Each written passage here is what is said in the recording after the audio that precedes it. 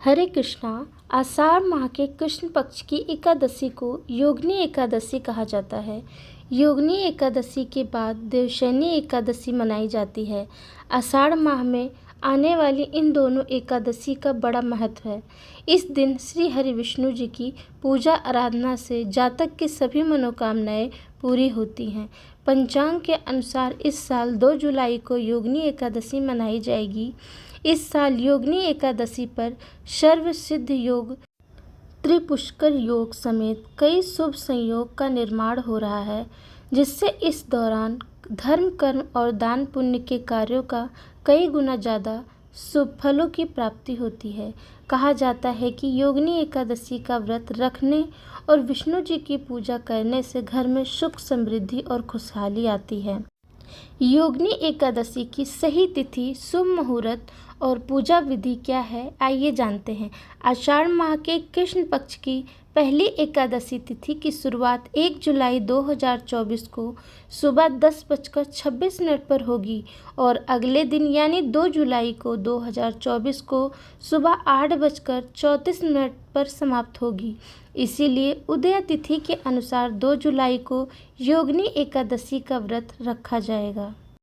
योगिनी एकादशी पर बन रहे हैं दुर्लभ संयोग।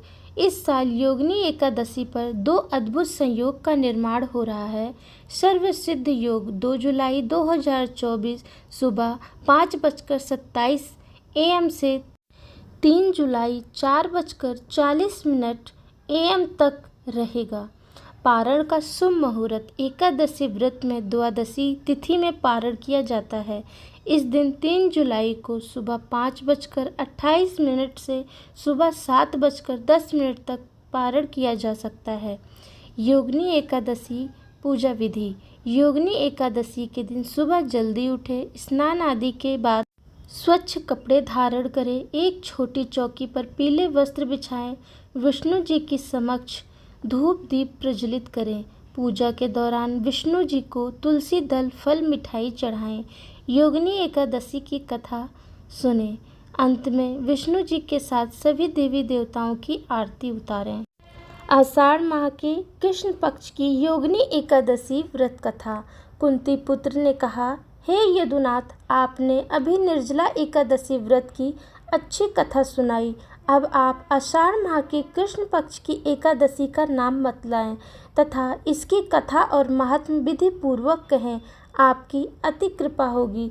श्री कृष्ण जी बोले, हे नरेश, आषाढ़ माह के कृष्ण पक्ष की एकादशी योगिनी एकादशी के नाम से जानी जाती है। इसका उपवास पुण्य समस्त पापों को भस्म करने वाला एवं दोनों लोकों में मुक्ति दिलाने वाला है।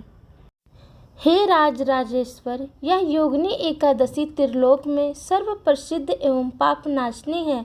अब मैं तुम्हें इससे संबंधित एक अत्यंत पुरातन कथा सुनाता हूँ। ध्यान पूर्वक सुनो। एक नगरी में जिसका नाम अलकापुरी था, वहाँ पर कुबेर नामक राजा का शासन था। वह परम शिव भक्त था। अपनी पूजा अर्चना के लिए उसने हेम माली नामक एक माली नियुक्त किया था, जो राजा को पूजा अर्चना के लिए मानसरोवर उपवन से पुष्प लाकर देता था। उस माली की विशालक्षी नामक अति सुंदर पत्नी थी, जिससे वह बहुत प्यार करता था। एक दिन वह राजा की पूजा के लिए मानसरोवर उपवन से पुष्प तो ले आया, परंतु कामातुर हो पत्नी से रमण करते रहने के कारण राजा के लिए पुष्प लेकर दोपहर तक नहीं पहुंचा। राजा दोपहर बीतने तक उसकी राह देखता रहा। जब वह तब तक भी पुष्प लेकर पूजा स्थल पर नहीं पहुंचा तो उसने क्रोधपूर्वक अपने सेवकों को उसका पता लगाने के लिए भेजा कि वह अभी तक पुष्प लेकर क्यों नहीं लाया। जब राजा के सेवकों ने आकर बतलाया कि वह तो अभी तक अपनी पत्नी के साथ रमण में लीन है, तो राजा ने यक्षों को हेममाली को तुरंत ही पकड़कर लाने की आज्ञा दी। राजा के डर से भयभीत हो हेममाली उसके सम्मुख आकर डर से कांपता हुआ खड़ा हो गया। उसे देखकर राजा अत्यंत ही कुपित हो बोला, ओ महानीच, अरे महाकामी, तूने मेरे अत्यंत ही आदरणीय व पूजनीय देव का अपमान किया है। तू अपना काम करने के स्थान पर पत्नी सहवास में लीन रहा। तू महान अपराधी है। अतः मैं तुझे श्राप देता हूँ, तू मृत्युलोक में जाकर अपनी पत्नी वियोग सहेगा और तू कोढ़ी बन जाएगा। कुबेर के श्राप के अधीन वह उसी समय स्वर्गलोक से मृत्युलोक में आकर अपनी पत्नी से बिछड़ गया और कोढ़ी बनकर महान दुख पाने लगा। परंतु शिव भक्ति के प्रभाव से उसकी स्मरण शक्ति बनी रही और पिछले जन्म के शुद्ध भी रही। इस प्रकार अपने पूर्व जन्म के कुकर्मों को याद कर दुख भोगता रहा। वह इधर उधर भटकते हुए एक दिन हिमालय पर्वत के करीब मार्कंड ऋषि के आश्रम में जा पहुंचा। मार्कंड ऋषि अत्यंत तपस्वी तथा वयोवृद्ध थे। अपने आश्रम में बैठे हुए वे ब्रह्म के समान प्रतीत होते थे। उनका आश्रम भी ब्रह्म की राजसभा जैसा लगता था। हेममालिनी दुखित अवस्था में उनके सामने आया। उसने ऋषि को नमन किया और उनके चरणों के नज़दीक ही बैठ गया। ऋषि ने उसको देखा और कहा, तू किस खोटे कर्म से कोढ़ी हो गया है और तुझे क्या दुख है? इस पर हेममालिनी ने ऋषि से कहा, हे मुनि, मैं यमराज कुबेर का सेवक था। मेरा नाम हेममालिनी है। राजा की पूजा के लिए नित्य प्रति पुष्प लाता था। एक दिन अपनी पत्नी के साथ विहार करते करते देर हो गई और दोपहर तक पुष्प लेकर न पहुंचा। इस पर यमराज कुबेर ने मुझे श्राप दिया कि तू अपनी पत्नी का वियोग भोग और मृत्युलोक में जाकर कोढ़ी बन तथा दुख भोग।